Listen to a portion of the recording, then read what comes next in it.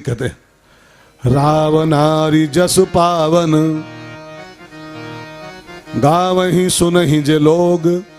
जो इस अरण्य कांड को कहते हैं सुनते हैं तो राम भगति दृढ़ पावई।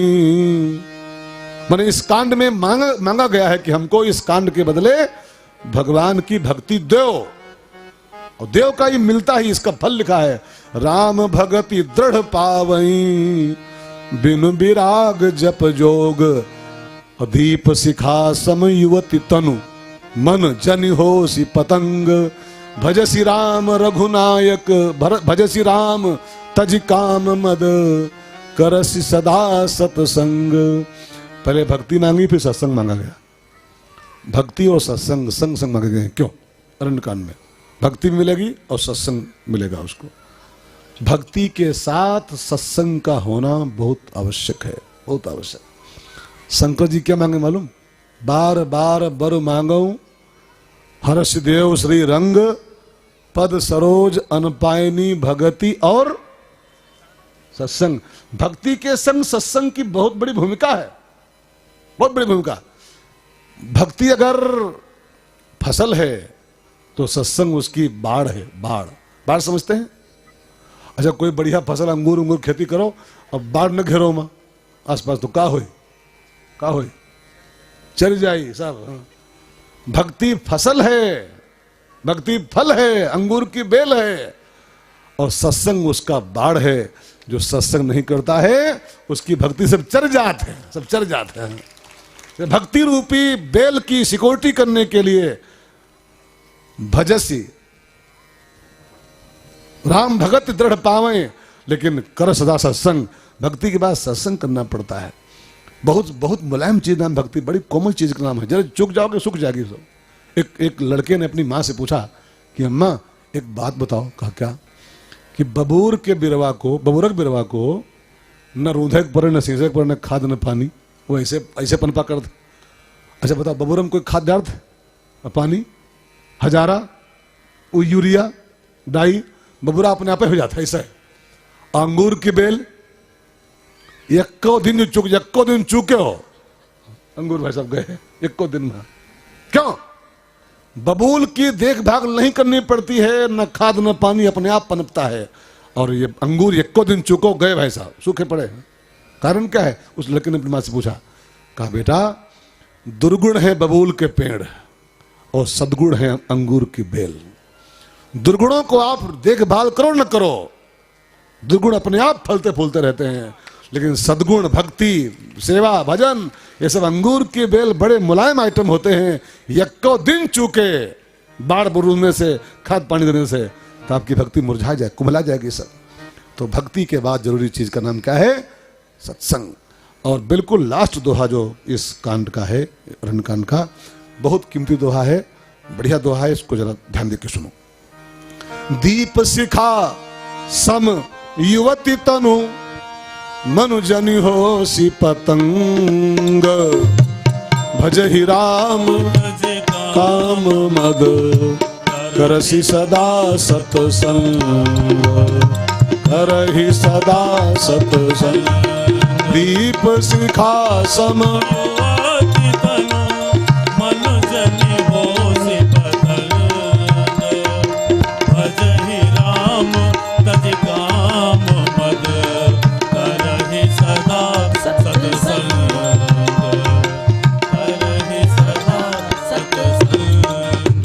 गोस्वामी जी अरण्य कांड के आखिरी दोहे में कहते हैं कि मन, अपने मन से कह रहे हैं, मन जन हो सी पतंग।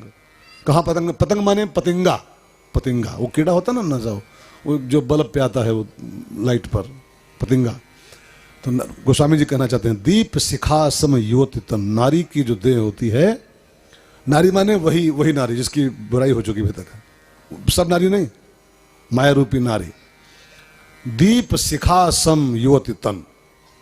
नारी हैलोजन है, हैलोजन जलता हुआ 500 वाट का, 1000 वाट का। मन जनि होसी पतंग। गोस्वामी जी अपने मन को सिखा रहे हैं, बेटा मन बुद्धू राम पतंग मत बनना। लाइट तो है नारी, प्रकाश पुंज है वो, लेकिन जो पतंगा बना नारी के ऊपर, मडराया, लिबिर लिबिर किया। हाँ, तो जो अंजाम पतंगा का होता है, का होता है, का होता है। हाँ, हाँ, जो अंजाम पतंगा का होता है, ऐसे ही नारी के पीछे जो बहुत मडराएगा, नारी माने फिर मैं दोहरा हूं, वही नारी, वही नारी, माया रूपी नारी, उसके पीछे जो पतंगा बन के लिबिर लिबिर किया, तो जो अंजाम पतंगा भाई साहब का होता है वही अंजाम होगा। तो माया से कैसे बचें, कैसे बचें?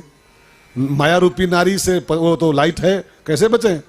तो गोस्वामी जी अंतिम लाइन में कहते हैं, अगर उस माया से बचना है, उस लाइट से बचना है और जलने से बचना है माया रूपी नारी से, तो उसका एक ही उपाय है, भजहि राम तज काम मद और करहि सदा सत्संग। अगर इस माया रूपी नारी से बचना चाहते हो, जलने से बचना चाहते हो संसार की माया से, माया दीपक नर पतंग भ्रम भ्रम इवै परंत, और कहा कबीर गुरु ज्ञान ते एक आध उपरंत। ये जो रामायण गुरु है, इसका जो ज्ञान ले लिया है वो बच जाता है। और कैसे, कौन सा ज्ञान? भजहि राम, राम को भजो। ऐसे नहीं भजना है, ऐसे सब भजते हैं, कृष्ण कृष्ण सबको कहे ठग ठाकुर और चोर, सब भजन नहीं है। कैसे भजा जाए? तो गोस्वामी जी कहते हैं, तज काम मद, भजहि राम तज काम मद। खाली भजन नहीं, खाली माला सरका रहे हो, ऐसे माला फेरत जुग गया। आप में से कई लोग हैं जो माला करते करते बुढ़ाए गए, पक गए, कुछ पाया आज तक, कुछ भवा कुछ न भवा, न कुछ होई न कुछ होई। ऐसा भैंसा कुंड पहुंचा को, भैंसा कुंड बगल में है, बहुत दूर नहीं है। माला करते करते भैंसा कुंड आ जाएगा, कुछ हाथ नहीं जाएगा। भजहि राम, शर्त लगी, तज काम मद। काम और मद माने ईगो, अहंकार, कामनाओं का और अहंकार का त्याग करके जो भजहि राम। वो रामायण में एक चौपाई बोला है, वो कुंभकर्ण रावण का भैया, भैंसा छाप, भैंसा छाप आदमी है वो, भैंसा खाता है। क्या बढ़िया बात बोला है, अजहू तात त्यागी अभिमाना, अजहू तात त्यागी अभिमाना, भजहु राम होई है कल्याणा, भजहु राम होई है कल्याणा। भैंसा वाला आदमी है और क्या बोल रहा है, भजहु राम, ऐसे नहीं, त्याग अभिमाना भजहु राम, तब वो ये कल्याणा। और मैं माला कर रहा हूं, मैं चार धाम कर रहा हूं, मैं फिर पूजा करके पानी पीता हूं, मैं रुद्राभिषेक करके तब चाय लेता हूं, ये मैं जो कर रहा हूं ना, मैं सब चबाया जा रहा है, पूरा यो सब चबाया जा रहा है। आप पीछे, वो एक हमारे लखीमपुरिया कहा होता ना कि वो अहिरऊ बट रहे हैं और पीछे पड़ो चबाए रहे हैं, पड़ो पीछे चबाए रहे हैं, लखीमपुरिया कहा होता। एक वो था ना, वो अंधा आदमी था, वो रस्सी बट रहा था और पीछे पड़वाओ किस वजह से चबा रहा है। मैंने माला किया, मैंने चार धाम किया, मैंने किया, अहिरऊ बट रहे हैं और पीछे पड़ो चबा जा रहे हैं पूरा। त्याग अभिमाना भजहु राम, इसको बिल्कुल नोट करो, तब हो ये कल्याणा। यही बात यहां लिखी हुई है, भजहि राम तज काम मद। भजिए राम सब काम बिहाई, सारे काम, काम माने दुकान नहीं, खेती नहीं, काम माने कामनाएं होता है, कामनाएं। और कामनाओं को छोड़ के निष्काम भाव से भजन करो और अहंकार मुक्त भजन करो। और तीसरा एक काम और करना है, करे सदा सत्संग, सत्संग भी करना है इसके साथ साथ, भजन के साथ साथ सत्संग भी करते रहो। और ये तीन काम आप कर लिए हो, भजहि राम तज काम मद और सत्संग, तो फिर आप इस अरण्य से बहुत आराम से पार हो जाओगे।